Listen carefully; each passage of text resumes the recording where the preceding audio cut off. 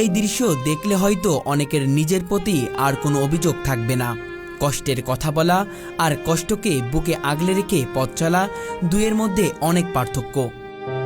আর সেই পার্থক্যটা আমাদের চোখে আঙুল দিয়ে দেখিয়ে দিয়েছেন এক শতবর্ষী নারী ফজিলতুন্নেসা। ১১০ বছরের পথ পেরিয়ে এসেছেন তিনি। সময়ের ভারে শরীরটা বেঁকে গেছে, কুঁকড়ে গেছে চামড়া। চলাফেরায় এক ধরনের কষ্ট স্পষ্ট দেখা যায়, তবুও চোখে মুখে ক্লান্তির ছাপ থাকলেও হৃদয়ে রয়েছে এক অদম্য শক্তি। যেন জীবনের কাছে কখনো হার মানেননি। আজ সকাল থেকে রাত পর্যন্ত কাজ করে চলেছেন। কষ্ট করানো ভালো, হাত পেটে খাওয়ানো ভালো না।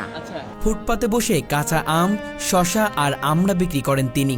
নিজেই সেগুলো বাজার থেকে কিনে আনেন, কাপা কাপা হাতে ছুলে ধুয়ে সাজিয়ে দেন ক্রেতাদের সামনে। একটা টুকটাক হাসি আর আন্তরিকতার মধ্য দিয়েই চলতে থাকে তার বিক্রি। আমি অনেক বছর তৈরি করি, একটা আমার এটা। এলাকার সবাই তাকে নানি বলে ডাকে। যারা নিয়মিত তার কাছে আসেন তারা বলেন, আমরা শুধু শশা কিনতে নয়, আসলে নানি ফজিলতুন্নেসার সাথে একটু হাসাহাসি করতে আসি। এই বয়সে সাধারণত মানুষ শয্যাশায়ী হয়ে পড়ে, অথচ ফজিলতুন্নেসা যেন এক অদম্য ধাতব্য শরীরের মানুষ। কোনোদিনও কারোর কাছে হাত পাতেননি। তার বিশ্বাস, ভিক্ষা মহাপাপ। তিনি বলেন, যতদিন এই শরীর চলে ততদিন কাজ করে খাবো, আমি ভিক্ষা করব না, মরার আগ পর্যন্ত কাজ করে যাব। আল্লাহ এই ভিক্ষা করে কর্ম করে খাওয়ান বালা, আল্লাহ খুশি আছে। ভিক্ষা করে খাওয়ান বালা, বন্ধা করে ভিক্ষা করিস না। তাই না? হ্যাঁ, ভিক্ষা করলে কি হয়? আল্লাহ রাগ করেছেন যে কর্ম কর দেওয়ানের মালিক আমি, কিন্তু হাত পেটে খাবি না। আমার উম্মত চলে। অনেক মানুষের টাকা হাতে ২,০০০, ৩,০০০, ৫,০০০ কিনে কেউ কাছে সাহায্য লয় না। হ্যাঁ, এক কথা বলে আমি সারা বছর কর্ম করে খামো। এক কথা বলে আমার বংশ কখনো ভিক্ষা করে না, আর আমিও ভিক্ষা কখনো করবো না। এক কথাই বলে, হ্যাঁ কেউ সাহায্য দিলে কখনো সাহায্য লয় না। ফজিলতুন্নেসার জীবন যেন এক জীবন্ত পাঠশালা। মানুষ কিভাবে আত্মসম্মান নিয়ে বেঁচে থাকে তা তিনি নিজেই শিখিয়েছেন। তার দিন শেষের সামান্য আয়ে চলে ঘর ভাড়া, খাবার ও অন্যান্য প্রয়োজন। নেই কোনো বিলাসিতা, নেই কোনো অতিরিক্ত চাওয়া পাওয়া, কিন্তু নিজের উপার্জনে খাওয়া যে আত্মতৃপ্তি, সেটাই যেন তাকে জীবনের প্রতি আশাবাদী করে রেখেছে। তার জীবনবোধ এতটাই দৃঢ় যে তাকে দেখে অনেকে আশ্চর্য হয়ে যান। খুবই আনন্দের বিষয় যে ১০০-র উপরে বয়স, এখনো সে পরিশ্রম করে খাইতে পারতে আছে। আমি এর কাছে খুবই আনন্দের বিষয় এটা একটা। অনেকেই এসে বলেন, এই বয়সেও কিভাবে এতটা পরিশ্রম করছেন। তখন ফজিলতুন্নেসা হেসে বলেন, আল্লাহ যখন দিচ্ছেন শক্তি তখন কেন বসে থাকবো, আমি কাজ করে খাই, এটাতেই শান্তি। আমি অনেক বছর এই সময় যখন যে যাইব ওই যে বেশি, আবার কত পড়াবো খিরাই হেরি বেশি। আমি দেখতেছি ২০১৮ সালের আমরা ব্যস্ত আছে, আম ব্যস্ত আছে এখানে। এলাকার মানুষ তাকে নিয়ে গর্ব করে। বহু বছর ধরে তারা দেখছে এই মানুষটি একবারের জন্য কারোর কাছে হাত পাতেননি। সবাই বলে, তার মতো পরিশ্রমী মানুষ আমাদের সমাজের গর্ব। তিনি আমাদের দেশের এক সম্পদ। তার স্মৃতিতেও রয়েছে বহু গল্প। আমার বাবা করাচি, মস্কাই, দিল্লি, সাততলা জাহাজের টেন্ডার ছিল। যখন আমার নানার আবার গাছাতে পড়ে ৩ মাস আমার নানায় বিছনা আসছিল, আমার বাবা দেখতে আইয়ে নেই, চাকরিটা বেশি আসলো আইয়ে নেই। পরে নানায় মরার পরে বাবা জাহাজটা হয়ে গেছে, আর ঠাকুর জাহাজে ২ পাও। হ্যাঁ, কষ্টের সঙ্গে যুদ্ধজয়ী এই নারী আজও স্মরণ করে হারানো দিনের কথা। কখনো নিজের জীবনের দুঃখ নিয়ে কোনো অভিযোগ নেই তার, বরং পরিশ্রমের মধ্যেই খুঁজে নেন জীবনের আনন্দ।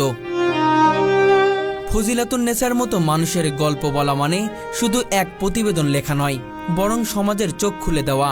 তিনি দেখিয়ে দিয়েছেন, বয়স কোনো বাধা নয়, সংকল্পই জীবনের আসল চালিকা শক্তি।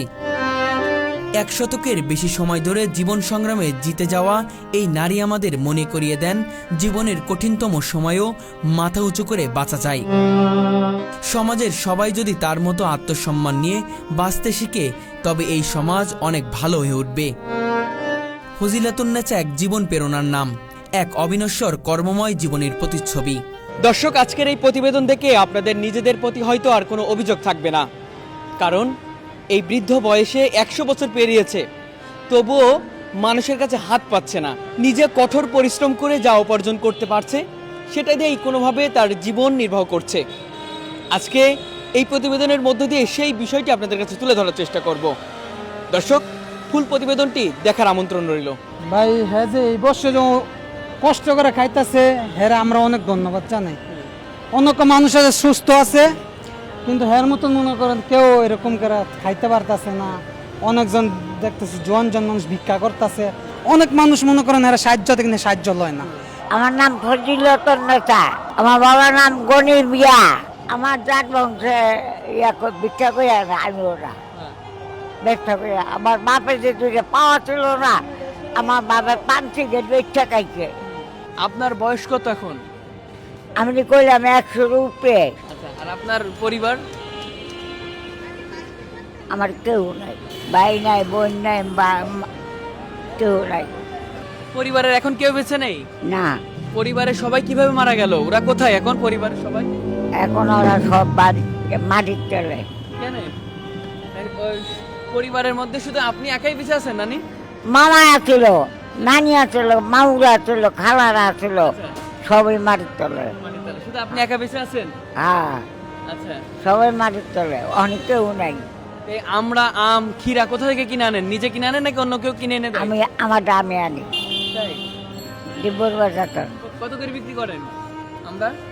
আছে, আল্লাহ জামা যা দেয়। পিস কত করে বিক্রি করেন? 5 টাকা। 5 টাকা করে বিক্রি করেন? হ্যাঁ আজকে বিক্রি হয়েছে? হ্যাঁ, আর এই কত বছর ধরে বিক্রি করছেন? অনেক বছর। থাকেন কোথায়? আমি দেব পাকা রোড। তো ওখানে কি আসলে নিজে একাই থাকেন নাকি অন্য কেউ থাকে আপনার সাথে? আমার নিজে 1 লাখ ঘর ভাড়া দেওয়া থাকি। ঘর ভাড়াতে থাকেন? রান্না করে কে? খাবার রান্না করে কে? আমার খাবার, হ্যাঁ, আমার খাবার আল্লাহ মিলিয়ে দেয়। তাই? হ্যাঁ, আচ্ছা আচ্ছা আল্লাহ মিলিয়ে দেয়, আচ্ছা। আমার রান্না লাগে না।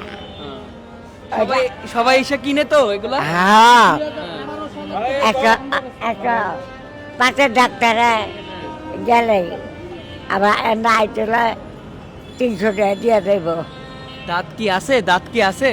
না, তাহলে কি দেখাও তুমি? আল্লাহ খাওয়ায়। আচ্ছা আচ্ছা। হ্যাঁ, নানি গোশত খেতে পারো? খাইতে পারো না কি আরে? দাঁত নাই তো তোমার?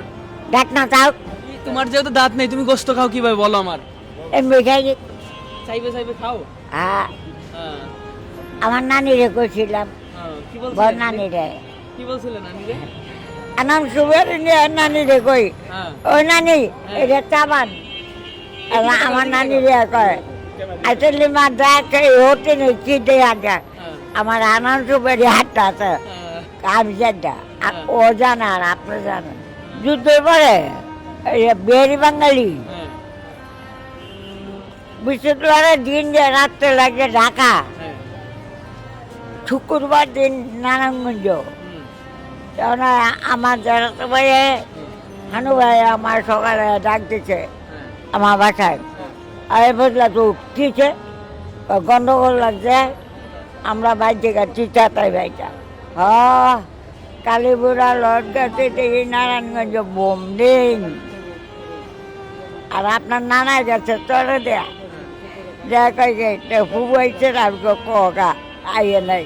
দৃশ্যটা খুব ভালো দেখছি, ভালো। এই বয়সে সে কাজ করে খাচ্ছে, খুবই আমার কাছে আনন্দের বিষয়।